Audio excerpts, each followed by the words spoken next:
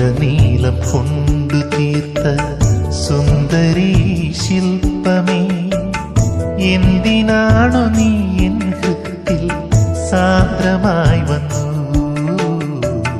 മന്ദമായി വന്നു. ദേവഗാനം മൂളി നിൽക്കും മേഘരൂപനീ,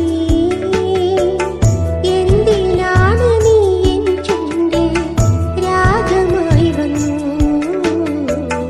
താളമായി വന്നു.